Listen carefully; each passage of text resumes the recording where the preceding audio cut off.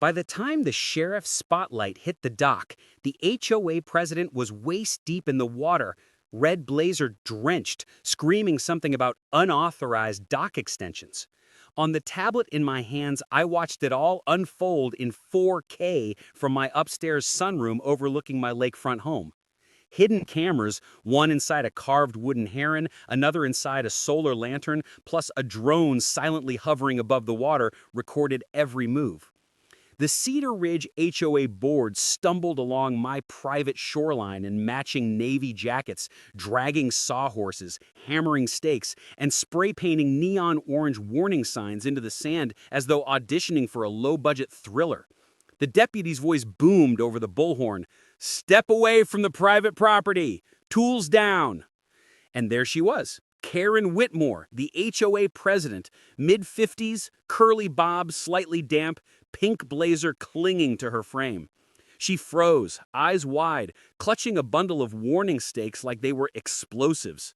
I sipped my coffee and tapped record to cloud, muttering, "This is why I document everything." 3 months earlier, life was simple. Work remote, kayak across the lake, grill by the dock, repeat.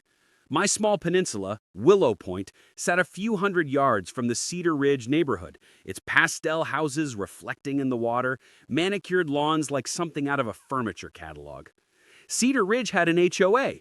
Willow Point was independent. My deed said it clearly. Private parcel, lakefront rights intact. Karen Whitmore, however, took one look from her backyard and decided it was an existential threat. The first sign of trouble came in the form of a glossy brochure and a thick binder of HOA bylaws, accompanied by a $1,200 quarterly dues invoice. A handwritten note, "Your parcel is now Lot 22B, payment due immediately." I responded politely, "Hi, Karen. Willow Point is not part of Cedar Ridge HOA. Please remove me from your list." 30 minutes later, she shot back, "Visual impact affects community standards. Compliance is mandatory." What followed was a campaign of micro-surveillance and harassment. Photos of my dock, drone shots of my kayak, grainy pictures of solar lights, and anonymous threads on neighborhood forums alleging violations and zoning issues. Karen upgraded from passive aggression to full-on operational surveillance. A neighbor circling in a kayak with a DSLR, another lingering on the shoreline with binoculars, and the infamous drone hovering just above my roofline. Then came the legal letter, claiming my private peninsula was effectively common interest property because the HOA could see it from their lawns. They demanded thousands in back dues and fines. I consulted my attorney, who said, "This is absurd, but fun to destroy in court." 6 months later, the judge dismissed the HOA's claim with prejudice. They were ordered to pay attorney's fees. Karen Whitmore's expression in court? Priceless. For most people, the story would end there. Not Karen. 2 weeks later, I got an email from the county environmental office. Complaints received alleging unpermitted shoreline work and vegetation removal. Attached were photos of dug-up sand, uprooted reeds, and orange hazard signs. Except it was my shoreline untouched. Someone had staged a fake disaster. My cyber instincts kicked in. That night, Willow Point became a fortress. Motion-activated cameras in the herons, a wide-angle lens in the lanterns, and long-range microphones on the dock piling. Every action backed up to the cloud in real time. At 1:32 a.m., the alert pinged. "Motion detected on the south shoreline." I opened the feed and froze. 2 boats had landed. Karen Whitmore's white speedboat read Cedar 1 on the side. The treasurer's dinghy followed with stakes, barrels, and tools. On my screen, Karen read from a printed checklist: remove plants, destabilize shore, install hazard signs. 2 board members yanked reeds while another dumped concrete chunks into the sand. Her words, caught by the mic: "If this becomes condemned, we gain leverage. Then he pays dues like everyone else." I grabbed my phone and called the environmental tip line. Within 40 minutes, county officers arrived, floodlights cutting across the peninsula, illuminating Karen mid-sabotage. The deputy yelled, "Step away from the property." Karen bluffed, "We're performing maintenance." The shift in power was palpable. She realized too late the stage was set against her. By dawn, the chaos settled, but Willow Point had proof. Irrefutable, cinematic, damning. Karen Whitmore's world built on control and petty grievances was about to meet the consequences of overreach. By mid-morning, the shoreline looked like a crime scene straight out of a TV procedural.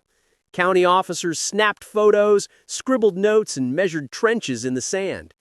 Karen Whitmore, pink blazer dripping and curly bob plastered to her forehead, tried to plead her case. "We were maintaining the shore. It's for the community," she insisted, voice trembling but defiant. The deputy, arms crossed, didn't flinch. "You're on private property. You didn't have permits. Stop talking." Karen's face paled. She'd spent months controlling everyone else's property. Now, under the bright sun, she couldn't even control her own narrative. Inside my house, I watched the live feed again. Every action captured, every word audible. My cloud backup hummed quietly, storing evidence in triplicate. 2 treasurers, a landscaper, and even the HOA secretary all looked guilty as the officers walked them through each staged violation. Karen kept glancing at me from across the lake, her panic growing with each step the officers took. It all began subtly at first. The HOA sent letters threatening fines for non-existent rules, posting anonymous threads and pushing neighbors to spy on my dock. Then came the legal battle, a 6-month nightmare in which they tried to claim my peninsula as part of Cedar Ridge. The court dismissed them with prejudice, but for Karen, losing wasn't the end. It was the spark that lit the fuse. Now, the fuse had exploded. The county charges were immediate: unpermitted dredging, destruction of protected shoreline vegetation, illegal placement of hazard signs, and chemical discharge into the lake. Each officer on site referenced my night vision footage, replaying Karen's own words as she instructed board members to fabricate a disaster. The power dynamic had flipped completely. Neighbors began to gather on their docks, whispering, pointing. The same people who had once gossiped about my illegal parties and zoning violations now watched the HOA president committing crimes in broad daylight. Some pulled out phones to film, others just shook their heads. Karen's carefully curated image, perfect, organized, in control, was crumbling live in front of her entire community. By noon, the state's Environmental Enforcement Unit arrived, clipboard in hand, shaking heads at the damage. "You staged this, didn't you?" one officer asked the treasurer. Trembling, he admitted, "Karen told us it was approved by the county." The landscaper added, "She said to bring chemicals. I thought we were just cleaning up trash." Every explanation contradicted reality, and Karen's bluff evaporated like mist over the lake. Meanwhile, I prepared my civil suit. Trespass, property damage, defamation, intentional infliction of emotional distress. Insurance companies quickly distanced themselves, citing willful illegal acts as grounds to deny coverage. Karen and her board were personally liable. Finally, justice would be tangible. The court hearing was a spectacle. My night vision footage played on the big screen. Karen barking orders, board members ripping reeds, dumping debris, and spray painting hazard signs. The prosecutor paused it precisely when Karen shouted, "Rip out anything that makes it look healthy!" "Is this maintenance, Miss Whitmore?" the prosecutor asked, voice calm but piercing. Silence. Her picked blazer drooped from the weight of humiliation.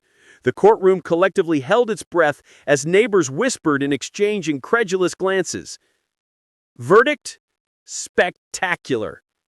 HOA and board members were ordered to pay 7 figures in damages and restoration costs. Permanent injunction barring Cedar Ridge HOA from contacting me or stepping on Willow Point again. Karen Whitmore personally liable for a portion of the judgment. County required full ecological restoration at the board's expense. Judge appointed a receiver to take over Cedar Ridge HOA due to gross mismanagement and unlawful conduct. Karen was removed as president, banned from HOA leadership in the county, and referred for criminal prosecution. Karen's world, once measured in mailed violation letters and fines for minor infractions, collapsed completely. No more pink blazer power plays, no more neighborhood terror campaigns, no more pretending that aesthetic control equaled authority. When the bailiff read the final judgment aloud, her hands trembled. 7 figures, criminal charges looming, and banned from leadership forever. She looked up, eyes meeting mine across the courtroom, and I simply nodded. No words necessary. The woman who tried to control my paradise couldn't even control her own fate. Back at Willow Point, I finally relaxed.